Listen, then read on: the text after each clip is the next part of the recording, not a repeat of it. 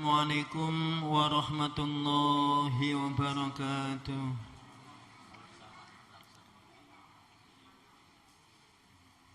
Jamaah salat isya, salat tarawih yang dirahmati Allah Subhanahu wa taala.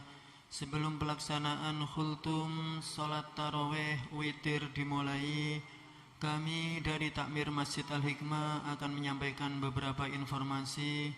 Informasi yang pertama, alhamdulillah pada malam hari ini kita sudah memasuki malam yang ke-26 di bulan Ramadan.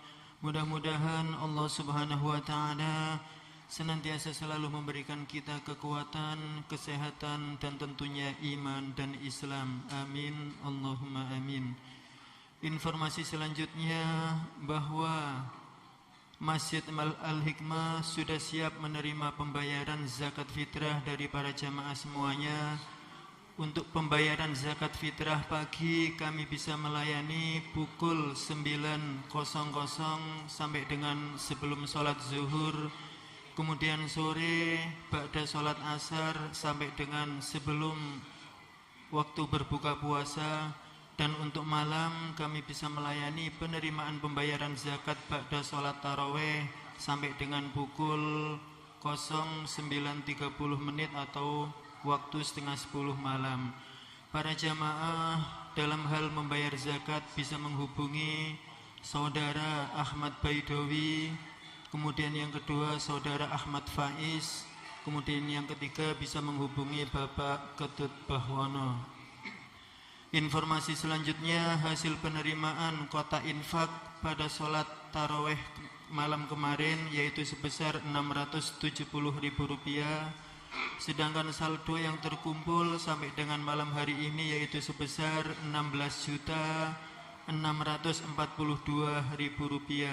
Kami ulangi, saldo yang terkumpul sampai dengan malam hari ini yaitu sebesar Rp16.642.000. Kami dari Takmir Masjid Al-Hikmah menyampaikan terima kasih yang sebesar-besarnya atas infak, amal jariah, sedekah dari para jamaah semuanya. Mudah-mudahan dengan keikhlasannya diterima oleh Allah Subhanahu wa taala. Dan apa yang menjadi hajat jamaah pada malam hari ini didengar dan diridhoi oleh Allah Subhanahu wa taala. Dan jika ada keluarga para jamaah yang saat ini sedang sakit, mudah-mudahan Allah berikan kesembuhan, Allah angkat penyakitnya. Amin, Allahumma amin. Untuk itu marilah kita bacakan Ummul Quran. Mudah-mudahan apa yang kita hajatkan didengar dan diridhoi oleh Allah Subhanahu wa taala. Liridha'illahi ta'ala ala hadihin niyah wa kulli niyatin salihah. Al-Fatihah. A'udzu billahi minasyaitonir rajim. Bismillahirrahmanirrahim. Alhamdulillahi rabbil alamin arrahmanir rahim maliki yaumiddin. Iyyaka na'budu wa iyyaka nasta'in. Ihdinas siratal mustaqim. Siratal ladzina an'amta 'alaihim ghairil maghdubi 'alaihim waladdallin. Amin. Amin amin amin ya rabbal alamin. Demikian para jamaah informasi yang dapat kami sampaikan. Terima kasih atas perhatiannya dan mohon maaf atas khilafnya. Billahi taufik wal hidayah. Wassalamualaikum warahmatullahi wabarakatuh.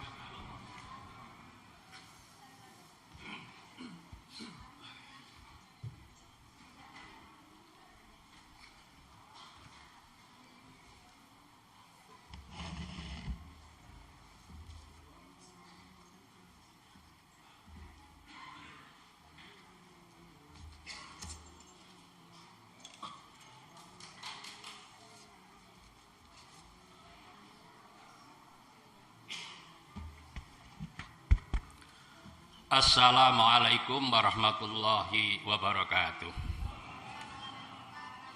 Alhamdulillahi nahmaduhu wa nasta'inuhu wa nastaghfiruh wa na'udzu billahi min syururi anfusina wa min sayyiati a'malina. May yahdihillahu fala mudilla lahu wa may yudlil fala hadiyalah. La haula wala quwwata illa billah. Amma ba'd. Hadirin jamaah Masjid Al-Hikmah rahimakumullah, Malam hari ini akan saya bacakan sebuah hadis yang agak panjang. Oleh karena itu ingin saya bacakan artinya saja, ya, karena terlalu panjang. Yang jelas hadis dari Abu Dzar. Di kitab ini hadis nomor 578. Abu Dzar radhiyallahu an berkata, pada suatu malam aku keluar, tiba-tiba bertemu Rasulullah Muhammad sallallahu alaihi wasallam sedang berjalan sendirian. Jadi malam-malam Nabi sallallahu alaihi wasallam itu berjalan sendirian. Pada mulanya aku mengira tidak ingin ada orang yang menemaninya. Maka aku berjalan di bawah naungan bulan. Tetapi Nabi Shallallahu Alaihi Wasallam menoleh dan melihatku, lalu bertanya. Nabi bertanya, siapakah itu? Aku menjawab, Abu Dzar. Semoga Allah menjadikan aku tetap setia kepadamu Rasulullah Muhammad Shallallahu Alaihi Wasallam. Lalu beliau bersabda, mari ke sini. Jadi Abu Dzar diminta oleh Rasulullah Muhammad Shallallahu Alaihi Wasallam agar mendekat ke sini. Maka aku berjalan bersamanya dan beliau bersabda. Nah ini sabda Rasulullah Muhammad Shallallahu Alaihi Wasallam. Sesungguhnya orang yang banyak hartanya, ya banyak hartanya orang kaya berarti ya, adalah yang miskin di hari kiamat. Banyak harta tapi dikatakan miskin di hari kiamat, kecuali orang yang diberi kekayaan lalu dibagikan ke kanan, ke kiri, ke depan, ke belakangnya, dan berbuat kebaikan. Jadi orang yang kaya itu di hari kiamat, menurut hadis ini hanya orang-orang yang mau menafkahkan harta bendanya ke kanan, ke kiri, ke depan, ke belakang, dan untuk berbuat kebaikan. Kemudian kami terus berjalan, lalu beliau bersabda lagi kepadaku, duduklah di sini. Jadi Abu Dzar diminta untuk duduk di situ. Beliau menyuruhku duduk di tanah yang dikelilingi batu. Saya baca hadis yang lain ini dekat dengan Gunung Sur. Duduklah di sini sampai aku kembali kepadamu. Jadi Nabi meninggalkan Abu Dzar pergi ke suatu tempat. Beliau terus berjalan di lapangan itu sampai tak terlihat olehku. Jadi dilihat pandangan mata itu sudah tidak kelihatan. Beberapa saat kemudian aku mendengar beliau kembali sambil bersabda. Setelah hilang dari pandangan mata Abu Dzar, kemudian beliau kembali kepada Abu Dzar. Beliau bersabda, meskipun orang berzina, meskipun telah mencuri. Kemudian setelah beliau tiba di hadapanku, karena pada waktu itu masih jauh dengan Abu Dzar itu, aku merasa tak sabar dan bertanya, ya Nabi Allah. Abu Dzar bertanya kepada Rasulullah Muhammad SAW, siapakah yang engkau ajak bicara di lapangan itu? Sedang aku tidak mendengar orang bicara padamu. Jadi Nabi itu kayak ngomong sendiri gitu, karena lawan bicaranya itu tidak kelihatan oleh Abu Dzar. Nabi SAW bersabda, menjawab, itu Jibril yang menampakkan diri di sebelah bebatuan itu. Makanya Abu Dzar melihat Nabi kok ngomong sendiri. Kalau orang di sini dikiranya Nabi itu kok ngomong sendiri itu gimana, tidak ada orang gitu. Ternyata itu adalah Jibril. Dia berkata kepadaku, Jibril bicara dengan Nabi Shallallahu Alaihi Wasallam. Nah ini intinya. Sampaikan berita gembira pada umatmu Muhammad bahwa siapa saja dari umatmu, umat Muhammad, yang mati dalam keadaan tidak mempersekutukan Allah,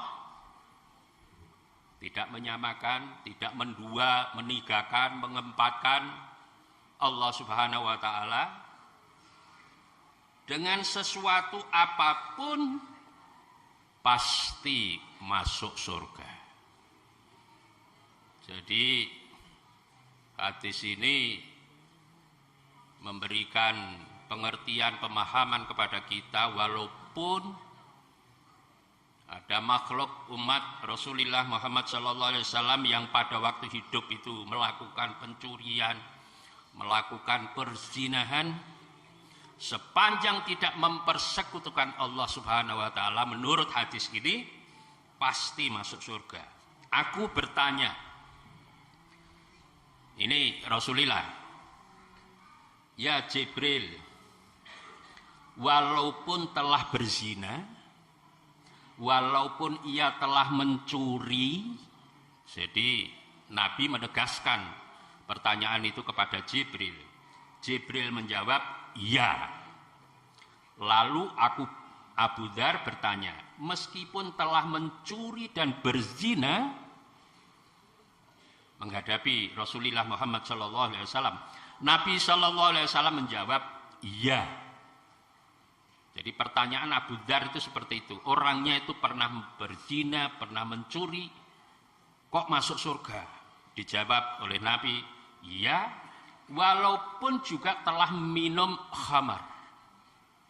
Jadi kan berarti 3 kan? Mencuri, berzina, khamar itu kan mabuk-mabukan itu. Sepanjang tidak mempersekutukan Allah Subhanahu wa Ta'ala, menurut hadis ini jaminannya bisa masuk surga. Sudah barang tentu ya, orang mencuri ya tobat dulu, orang berzina tobat dulu, yang khamar juga bertobat dulu. Dan inilah ibu bapak yang bisa saya sampaikan, bahwa Allah Subhanahu wa Ta'ala dengan rahmatnya, dengan tobat seseorang, menurut hadis ini ada jaminan kita masuk surga dengan cara sudah barang tentu taubatan nasuha. Demikian, terima kasih. Wal afu minkum. Billahi taufiq wal hidayah. Assalamualaikum warahmatullahi wabarakatuh.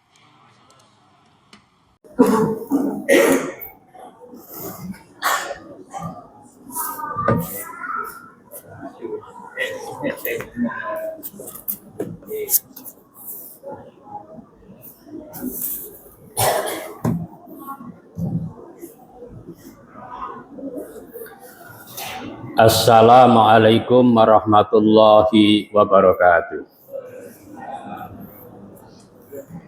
Alhamdulillahi nahmaduhu wa nasta'inuhu wa nastaghfiruh wa na'udzu billahi min syururi anfusina wa min sayyiati a'malina, may yahdihillahu fala mudhillalah wa may yudlilhu fala hadiyalah. La haula wala quwata illa billah, amma ba'd. Jamaah Masjid Al-Hikmah rahimakumullah, barangkali pengumuman tadi perlu saya tambahkan. Habis sholat subuh nanti ada ceramah dengan tema matematika dalam Al-Quran. Wah, ini sesuatu yang baru ya. Tapi kemarin kayaknya saya juga sudah WA terkait untuk mengawali barangkali matematika juga dalam Al-Quran. Hadirin, malam hari ini saya ingin sampaikan satu hadis yang terkait dengan keadaan di dalam rumah kita. Kalau kemarin saya sampaikan terkait dengan adabnya orang makan dan minum, Barangkali ini ada kaitannya dengan rumah kita itu boleh ndak diisi sesuatu. Hadis Abi Tolhah qala sami'tu Rasulillah Muhammad sallallahu alaihi wasallam yaqul la tadkhulul malaikatu baina fihi kalbun wala suratut tamasila akhrawajahul Bukhari. Abu Tolhah radhiyallahu an berkata, aku mendengar Nabi sallallahu alaihi wasallam bersabda, malaikat rahmat tidak akan masuk rumah yang di dalamnya ada anjing. Anjing itu KIRIK atau ASU. Ya, saya tidak akan nyebut ASU. Atau gambar patung. Patung itu kalau ini botol bisa dilihat dari sini, bisa dilihat dari Pak Dur, bisa dilihat dari Pak Budawi. Ini patung. Patung apa saja itu, bisa jadi patung manusia, bisa jadi patung hewan. Kalau rumah itu ada yang namanya KIRIK atau ASU atau ANJIN, malaikat rahmat yang selalu kita harap-harapkan rahmatnya tidak jadi masuk rumah. Dan kalau di rumah itu ada patung. Jadi ini memberikan gambaran bagi kita semua, barangkali di rumah kita ada yang seperti itu, mulai kita singkirkan aja agar kiranya malaikat rahmat itu berkenan masuk di rumah kita. Baik, Ibu, Bapak yang saya hormati, inilah hadis yang saya bacakan pada malam hari ini. Mudah-mudahan ada manfaatnya bagi kita semua. Wal afu minkum billahi taufiq wal hidayah. Assalamualaikum warahmatullahi wabarakatuh.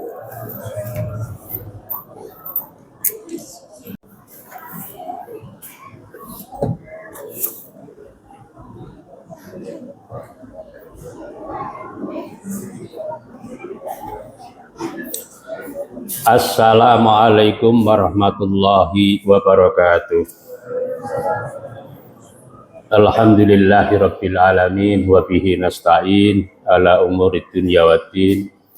Assalatu wassalamu ala asyrafil anbiya wal mursalin wa ala alihi wa ashabihi ajmain, amma ba'd. Ibu, Bapak, anak-anakku semua, jamaah Masjid Al-Hikmah rahimakumullah. Malam hari ini one day one hadis. Seperti tadi sudah disampaikan bahwa malam hari ini malam terakhir kita melaksanakan sholat taraweh, karena di luar bulan Ramadan tidak ada sholat taraweh. Kalau sholat witir ada. Oleh karena itu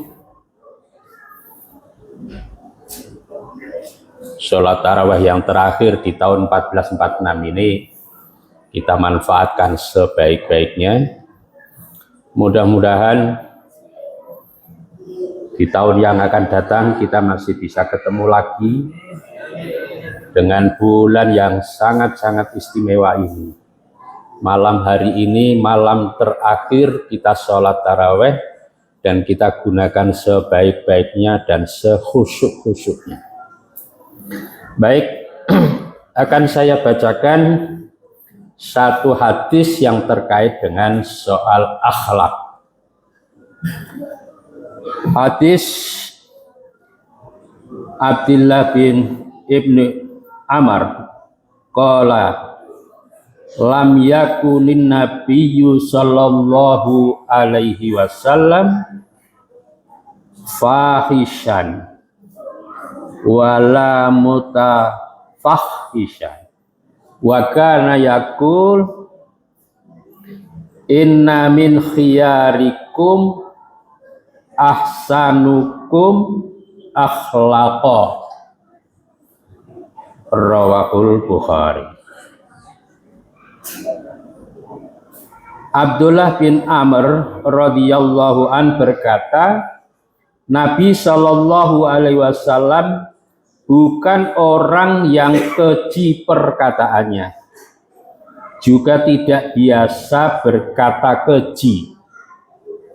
Bahkan Nabi Shallallahu alaihi wasallam bersabda, sesungguhnya yang terbaik di antara kalian ialah yang terbaik budi pekertinya, yang terbaik akhlaknya.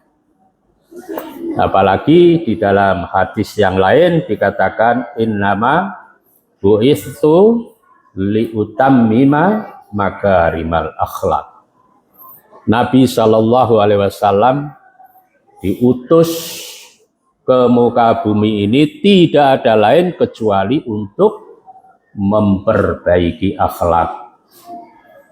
Rentang waktu beliau memperbaiki akhlak itu lebih kurang 23 tahun. Oleh karena itu, Ibu Bapak, sebisa mungkin kita mengikuti akhlak Rasulullah Muhammad Sallallahu Alaihi Wasallam.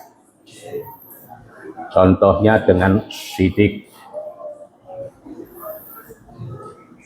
Kalau kita dapat penugasan apapun dengan sidik, benar, dengan amanah bisa dipercaya, dengan tabligh menyampaikan sesuatu kalau misalnya memang harus disampaikan sesuatu itu, fatonah dengan kecerdasan.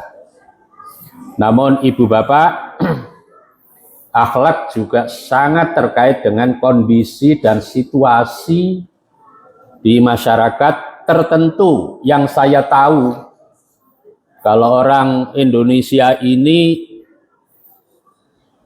ditepuk pantatnya barangkali nggak apa-apa, dengan senang hati. Kalau pemain-pemain sepak bola itu misalnya itu suka, itu langsung ditepuk pantatnya. Tetapi jangan pernah Ibu Bapak lakukan di Saudi Arabia. Nepuk pantat, itu bisa jadi gegeran. Kalau di sana barangkali dipegang jenggotnya gini, dagunya ini, wah luar biasa. Jadi yang seperti itu juga kondisional, dan barangkali setiap orang harus tahu tentang kondisi adat istiadat di satu lingkungan. Tetapi yang mayoritas sebagai Muslim, ketemu sesama Muslim sudah barang tentu kita akan mengucapkan Assalamualaikum warahmatullahi wabarakatuh. Mengucapkannya itu sunnah, tetapi menjawabnya itu adalah kewajiban. Dengan waalaikumsalam warahmatullahi wabarakatuh.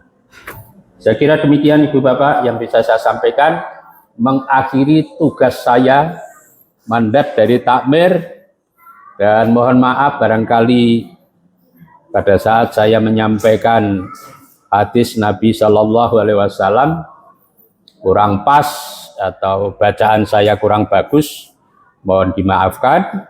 Wal afu minkum billahi taufiq wal hidayah. Assalamualaikum warahmatullahi wabarakatuh.